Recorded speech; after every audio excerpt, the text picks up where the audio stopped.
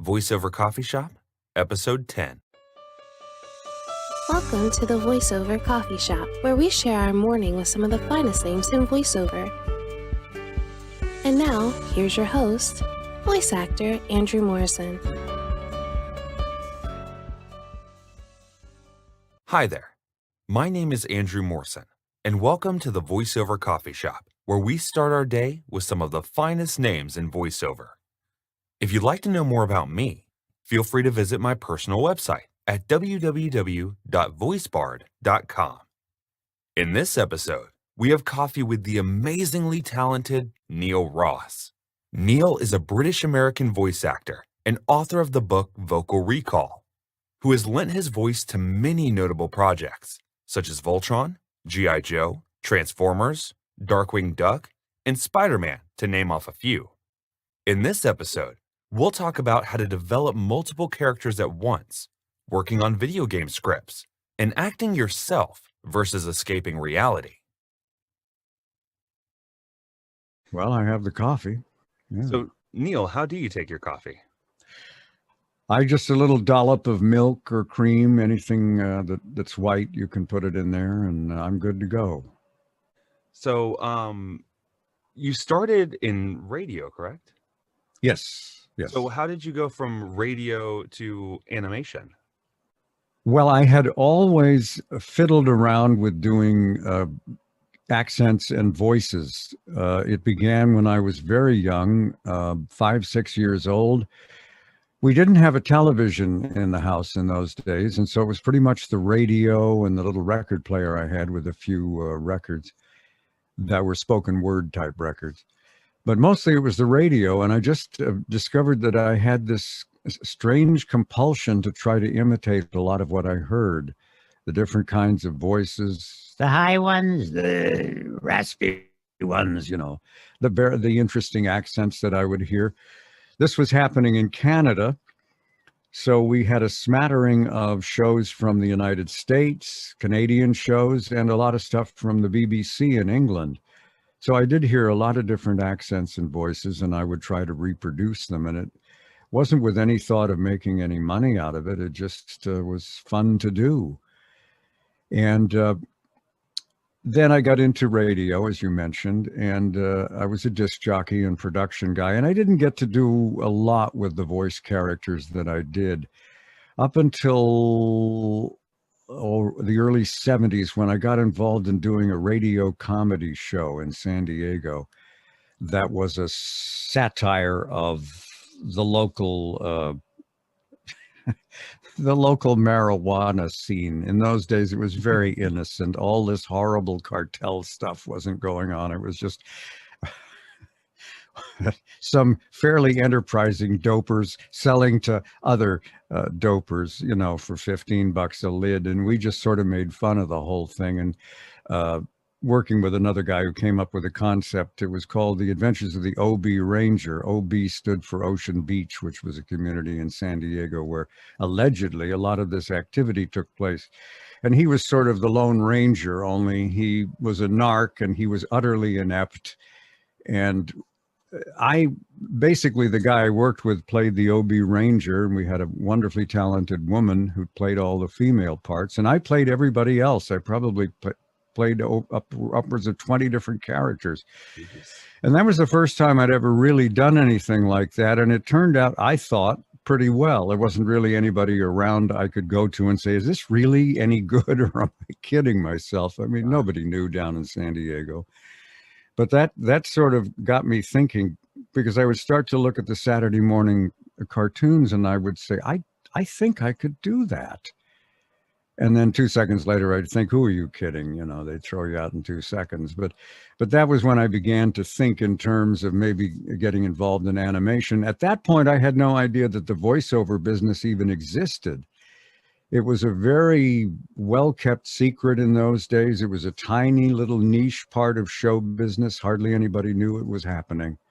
And there was a relative handful of people doing it. But I finally did discover that it existed around, in the early 70s. And once I did, I thought to myself, boy, if there was ever any kind of a job where I could use 100% of what I have to offer, it would be voiceovers. Radio, sadly, I was only using, I don't know, 40, 50% of what I was capable of.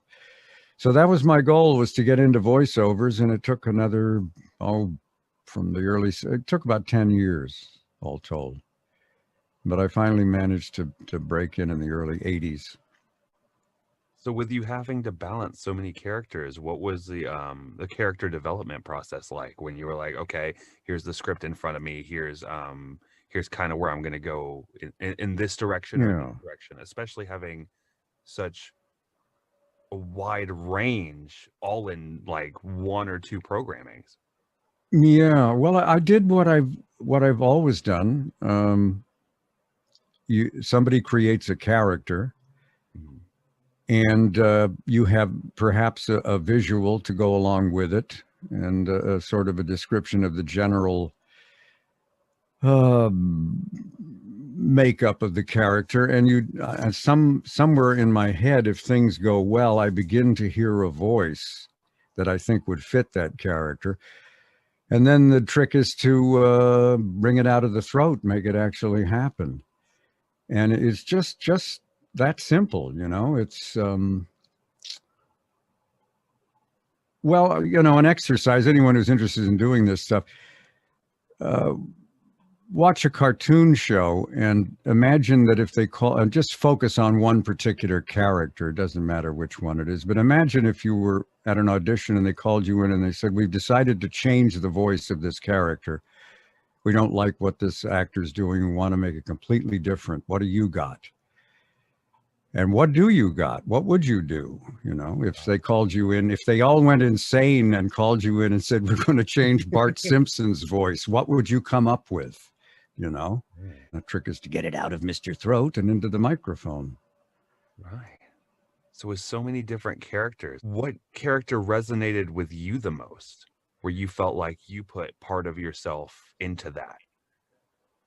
Well, it's, you know, I try to give 100% to anything that I get involved in. But I think the characters that probably fit nicest and were the easiest to do are kind of the same ones the fans are still interested in. Shipwreck and G.I. Joe, Springer and Transformers, and a particular favorite of mine, and a show that was never that popular, unfortunately, that was called The Attack of the Killer Tomatoes. There was a character in there named Whitley White. He was the local news guy at the television and the radio station in the little town where this story took place. And I patterned him after a Southern California broadcaster who was somewhat in love with the sound of his own voice. And he would go on at great lengths on the radio with his wonderful voice. And I sort of borrowed some of his traits for Whitley.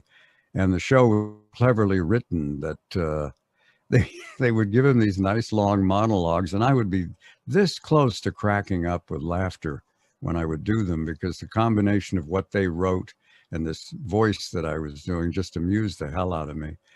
And I had a lot of fun doing that. But it's not a show that many people remember, unfortunately. It was quite a good show. Yeah, you know. You do your best. Right. So how is the difficulty of breaking in the field from your perspective looked like then versus now? There wasn't that much animation, really. It was mostly Saturday morning stuff. And yes, there seemed to be about 7 or 8 people that, in fact, this is what an agent told me. He listened to my animation demo and he said, it's very good. I could work with you. But he said, you're never going to get in there. Hanna-Barbera hires the same people over and over again. You haven't got a chance. But what happened was Reagan came in, and one of the many things he was interested in was deregulation. And he put a guy in charge of the FCC who was also a deregulation type person. And he deregulated children's television. And suddenly children's television became much more economically feasible. It was much easier to make money because they restricted how many they took away the restrictions on how many commercials you could run, this kind of thing. And so suddenly, instead of just a handful of shows for Saturday morning, you had all these series coming out, 65 episodes designed to run Monday through Friday in the afternoons.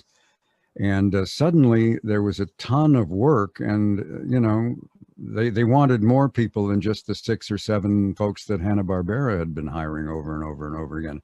So suddenly the doors opened up for a lot of us. And I just was in the sweet spot. It was no great master plan. I just happened to show up at the right time. One of the few times in my life when that happened, and off we went. And boy, it was about a 10-year run that was just amazing. So what made you want to write a book about your experiences as a voice actor? Like what lured you to start to put everything on paper? I mean, your book is fantastic. Oh, thank you. It was sort of an accident. I did, there's a fellow, I'm sure you're familiar with him, Rob Paulson. He's probably best known for the Animaniacs and Teenage Mutant Ninja Turtles, that sort of thing. And he does a podcast. It's called Talkin' Tunes, and occasionally he takes it on the road and he'll do a live thing. And he invited me and several other Transformers alumni to appear with him at the Improv in Hollywood.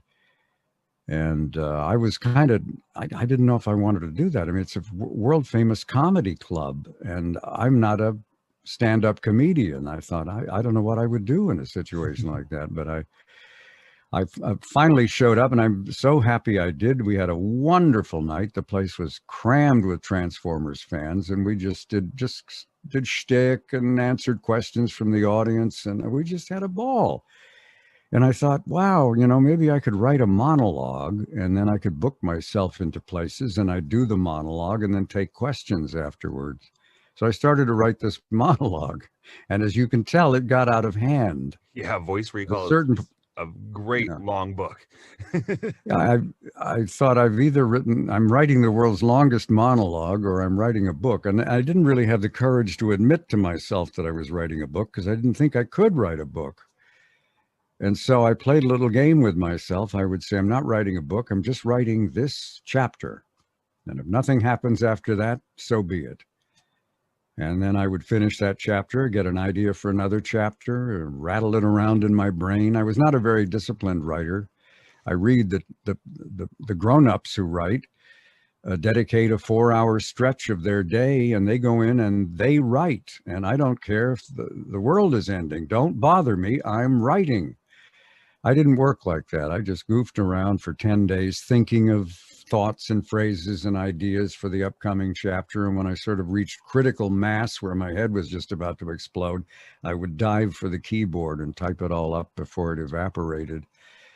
And eventually I realized, well, you really are, I guess, writing a book. And if you just bang out the next 5 or 6 chapters, you will have written a book, which is something I never in a million years thought I was capable of, because I'm really kind of lazy that way. Are you still doing character work?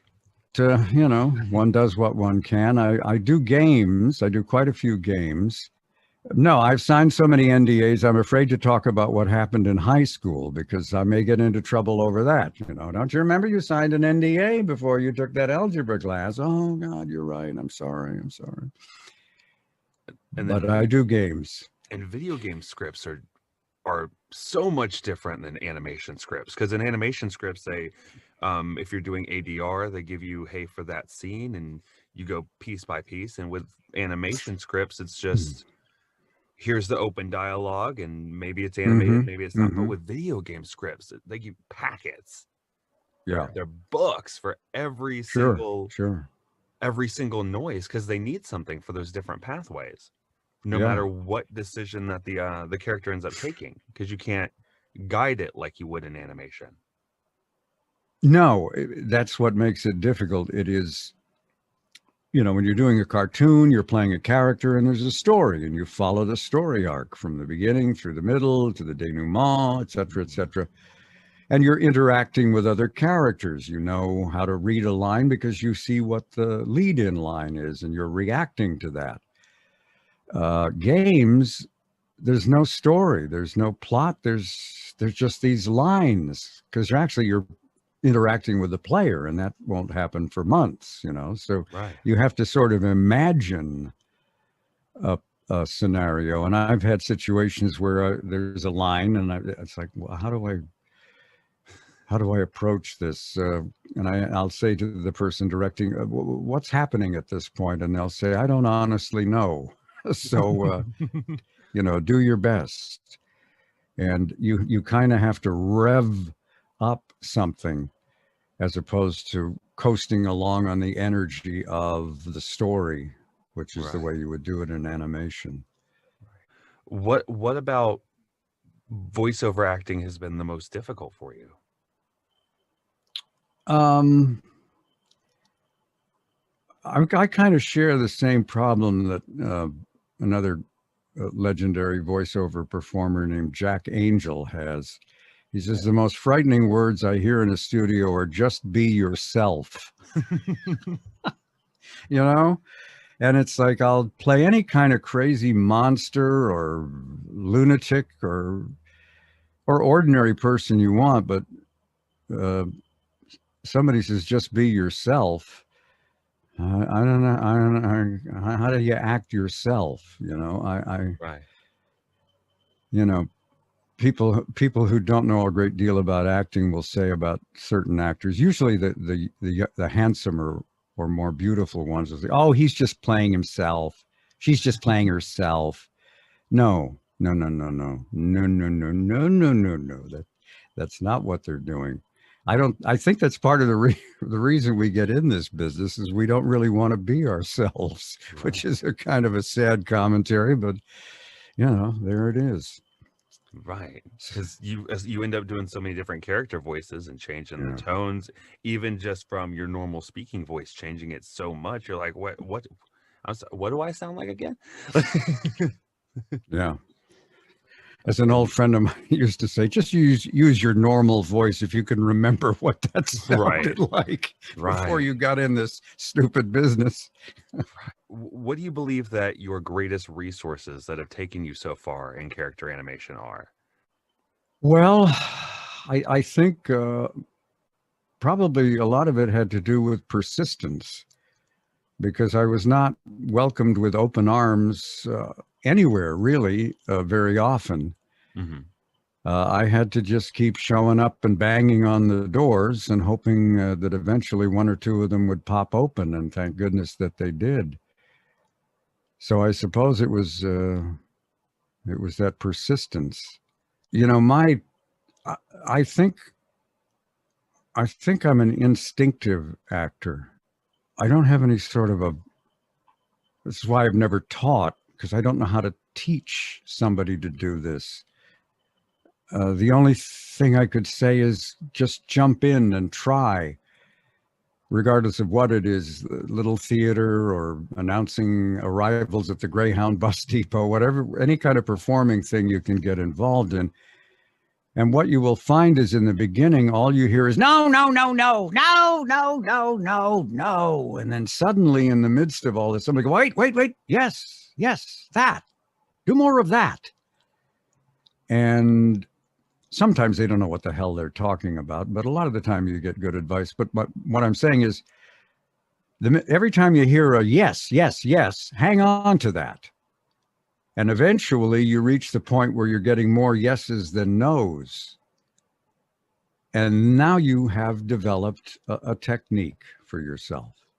That's what I think happened to me over the years. I just kept, every time somebody would like something I did, I'd file that away in the mental filing cabinet. Oh, this works. I must remember to do this again under other circumstances. And eventually you have this little bag of this filing cabinet into your head of techniques that work. And I don't know how you teach that. So if you were to, say, write a letter to yourself before you started voice acting, before you started in announcing, before you started becoming a voice monkey, what would that letter say? I think, well, of course, it would have been lovely if I had known how nicely it would all turn out. And I would say to myself, don't worry about it. You'll be fine. Might take a while, but you'll be fine. Don't forget to savor the moment as you travel through life. Don't spend so much of your conscious moments thinking about what you're going to do, and just focus on what you are doing. That's probably what I would say to myself. That's pretty much it, man. All right. So people that want to read your book, where can they find it? Well, here is the book that we keep talking about. Let me try to reduce the glare. Neil Ross, Vocal Recall, A Life in Radio and Voiceovers. And the best place to get started would be a website that I created for the book, and that's www.neilbook.com, neilbook.com. I'm actually the narrator of the book. Oh, fantastic. I won that audition, and believe me, thousands applied for that job, but I won. And fantastic. Well, thanks for coming on, Neil. I greatly appreciate it. Thank you for Oh, not a problem, Andrew. Thank you for inviting me. I enjoyed myself. I hope you enjoyed learning about how Neil got started in the industry and his tips and tricks towards consistently adding to the file cabinet of voices he keeps in his head. Thank you, Neil, for taking time out of your busy schedule to come and sit and have coffee with me. If you'd like to read Neil's book, Vocal Recall, you can visit him at www.neilbook.com. Thank you for listening, and I'll see you next time. Thank you for listening to the VoiceOver Coffee Shop. For more information on guests, new episodes, and more, be sure to visit www.vocoffeeshop.com.